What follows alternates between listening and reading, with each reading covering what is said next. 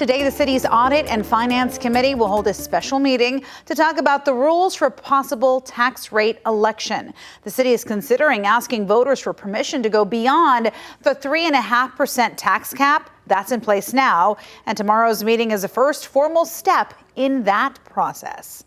The city manager's proposed budget is $6.3 billion, with a B. It includes an increase to the property tax rate, which would cost the average Austin homeowner about $155 extra each year.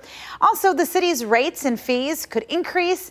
Any increase to the maximum tax rate of 3.5% would require voters' approval, triggering a tax rate election.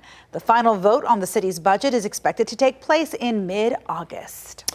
The Austin Firefighters Union is responding to part of the city's budget proposal that could save millions of dollars in overtime at the cost of cutting staffing requirements. KVUE's Allison Martinez is joining us in studio. So, Allison, what are firefighters saying could be compromised here?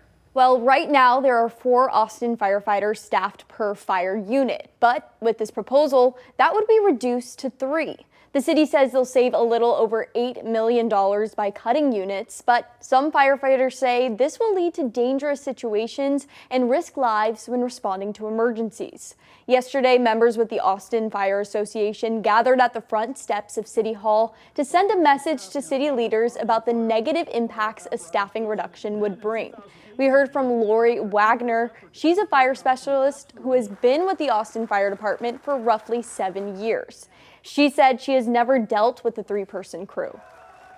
And I think that not only is our training built around the idea that we're going to have 4 people responding on a fire truck, but our families expect that. Lori was speaking about her wife, who tells her, be safe and come home every day before leaving for work.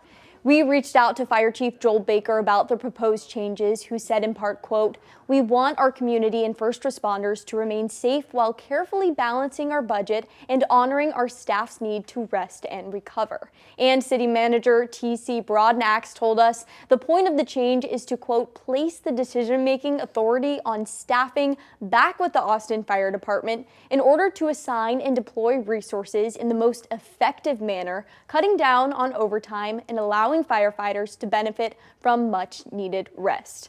Council will host multiple meetings to discuss the budget proposal, including a public hearing by the end of the month before the budget is officially adopted in August.